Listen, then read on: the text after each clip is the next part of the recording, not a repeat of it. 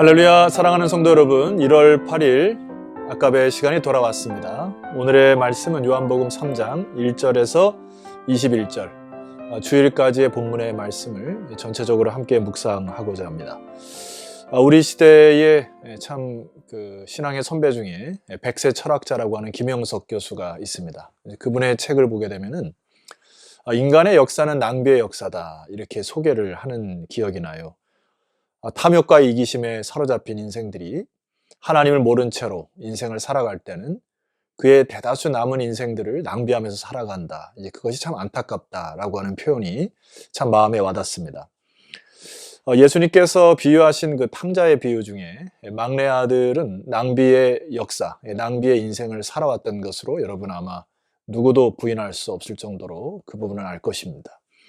그러나 가만히 보면 첫째 아들 역시도 아버지 옆에 붙어 있었지만은 아버지의 뜻을 모르고 하나님의 그 아버지의 사랑도 모른 채로 그 역시도 그가 갖고 있는 시간과 인생을 낭비하였다, 이렇게 판단할 수가 있어요.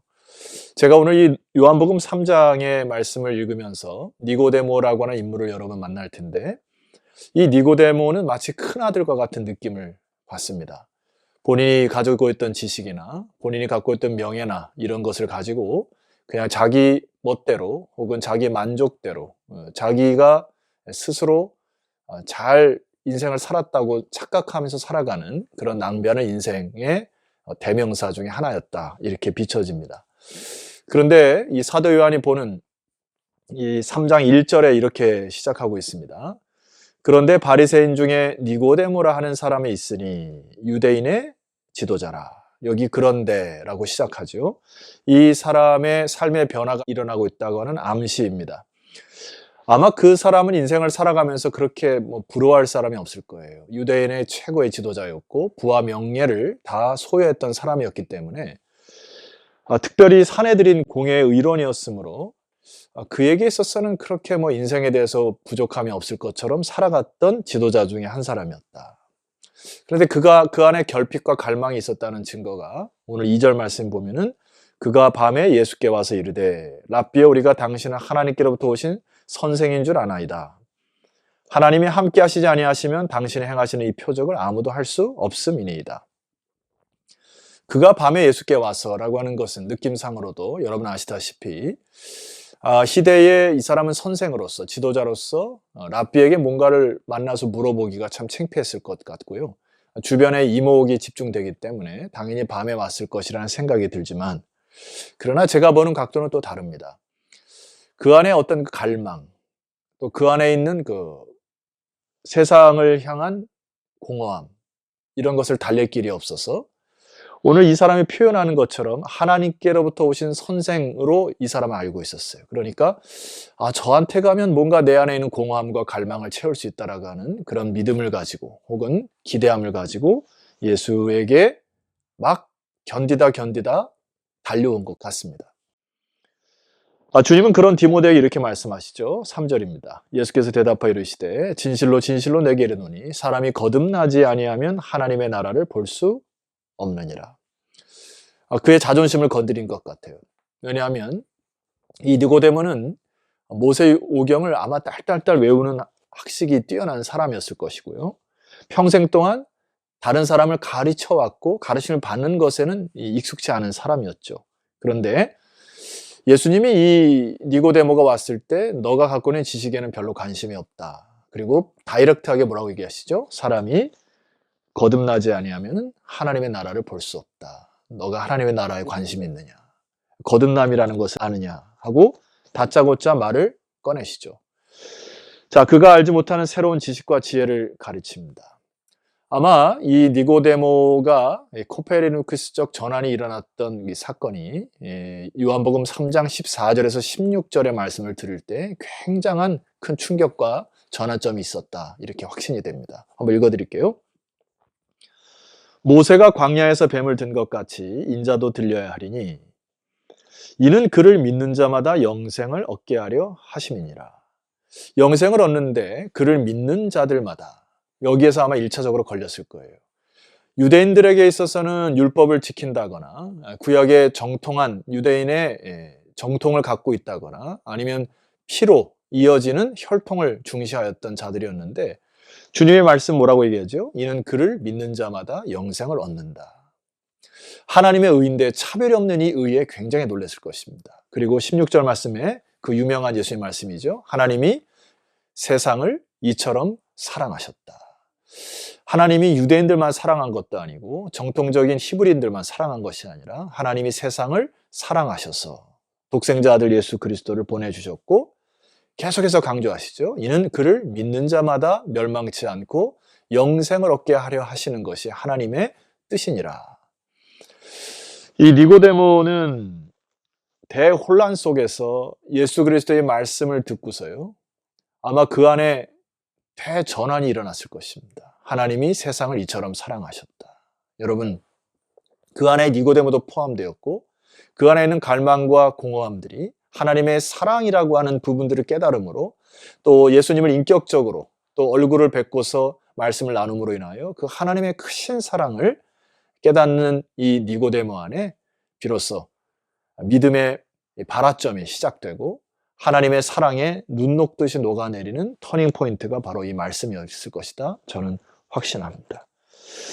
여러분, 우리가 낭비하는 인생을 살지 않고 낭비하지 않는 인생을 살 때 어떤 변화가 있어야 됩니까? 먼저는 하나님의 크신 사랑을 깨닫는 자, 또 하나님의 크신 은혜를 입는 자가 비로소 이 낭비하지 않은 인생을 살게 되는 놀라운 변환점에 있다는 생각이 되어져요. 저는 이 니고데모가 그 이후에 어떻게 살았을지 굉장히 궁금합니다. 그래서 요한복음을 자세히 읽어보니까 오늘 본문 말씀 속에는 희미하게 니고데모의 이 변환점 그리고 이 성숙과 변화에 대해서 나타내는 구절이 있어요. 20절과 21절을 보면은 이렇게 주님은 니고데모에게 얘기를 하세요. 악을 행하는 자마다 빛을 미워하여 빛으로 오지 아니하나니 이는 그의 행위가 드러날까 함이요. 자, 주님이 이렇게 강조하십니다. 진리를 따르는 자는 빛으로 오나니 이는 그 행위가 하나님 안에서 행한 것임을 나타내려 함이니라. 예수를 믿음과 동시에 주님이 강조한 게 무엇이죠? 진리를 따르는 자들이 필요하다. 진리를 따르는 자는 빛으로 온다. 이 말씀이 그의 마음속에 새겨졌을 것입니다. 니고데모의 앞으로의 삶이 이 부자 청년과 달리 어떻게 변환되었을지 우리가 요한복음 7장으로 가보면은 우리가 알 수가 있습니다.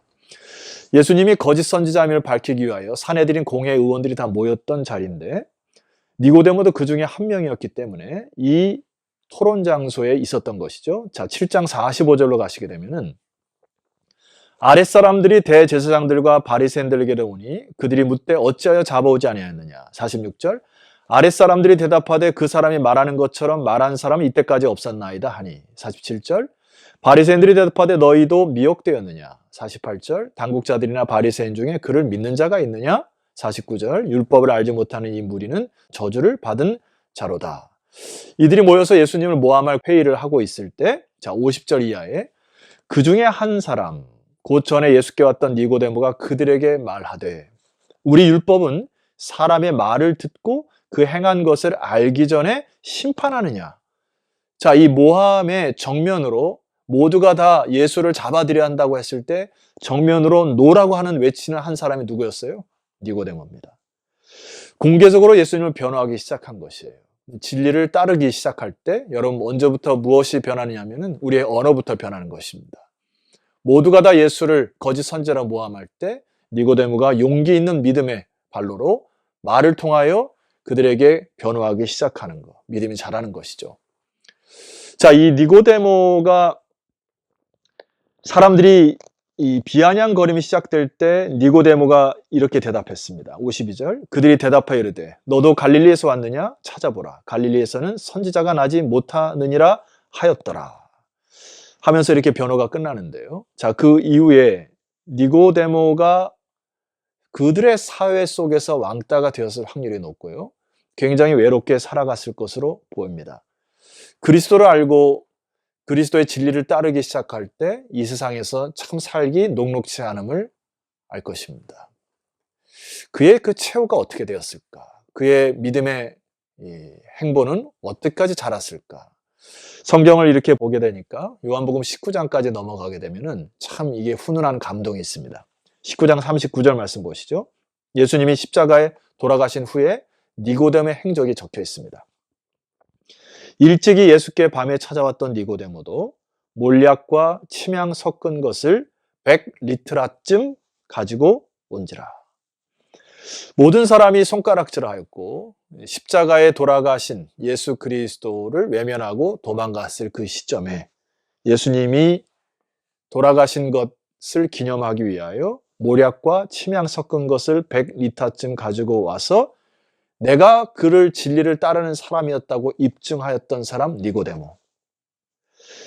저는 이 니고데모의 인생이 낭비하는 인생이 아니었음을 확신합니다. 그는 진리를 따르는 사람으로 예수님의 제자로 아주 아름답고 축복된 인생을 살고 주님 앞에 안겼으리라 생각합니다. 초대교회에 보면 1세기 이 전승에 의하면 1세기 어느 날 니고데모는 예수 그리스도를 배반하지 않고 순교하였다는 기록이 초대교회 전승사에 기록되어 있습니다. 성도 여러분, 우리는 주님을 믿는 사람들입니다. 그리고 하나님의 나라가 속히 올 것을 고대하는 사람들이에요. 예수를 믿는 믿음은 출발점에 불과합니다. 주님께서 오늘 니고데모에게 말씀하셨듯이 진리를 따르는 사람이 되어야 합니다. 진리를 따를 때에 이 세상에 살기 쉽지 않을 거고, 또 우리가 하나님 앞에 이 어려운 시대에 예배를 드릴 때에도 많은 눈총을 받아야 될 수도 있고, 또 불편할 수도 있고, 또 여러 가지 힘겨운 일들이 있을 수 있습니다만은, 우리가 이 세상을 진리를 따르는 사람으로 살 때 결국은 낭비하지 않는 인생을 살고 축복된 인생을 살아갈 수가 있습니다. 성도 여러분, 진리를 따르는 참된 제자들이 되시기를 주의 이름으로 축원합니다. 기도드리시겠습니다. 하나님 아버지, 믿음의 선진들이 주님께서 하신 말씀 붙들고 주님을 바라보며 진리를 따르는 삶의 족적을 저희들에게 허락하시니 감사합니다. 이제 믿음의 후예들이 이제 진리를 따르는 사람들로 이 세상을 믿음으로 돌파하게 하옵소서. 그리고 먼 훗날 주님의 품에 안길 때에 믿음으로 살았던 삶의 간증과 증거들이 쏟아져 나오는 축복의 인생들이 되게 하여 주시옵소서. 예수 그리스도 이름으로 기도드렸사옵나이다. 아멘. 자, 성도 여러분 수고하셨고요. 내일은 거룩한 주일인데요. 우리 교회가 선제적으로 잘 대처하여서 그동안 그 이후로 확진자가 안 나와서 참 감사를 드리고요. 현장 예배로 돌린 이유는 하나님 앞에서 이 부분은 우리가 여러분의 선택과 판단에 의해서 우리가 다시금 예배의 현장을 통하여 하나님께 영광 돌린 이 일을 쉬면 안 되겠다는 판단에 의합니다. 내일 거룩한 주일 현장에서 여러분 만나 뵙고 함께 예배자로 서기를 소망합니다. 내일 뵙겠습니다.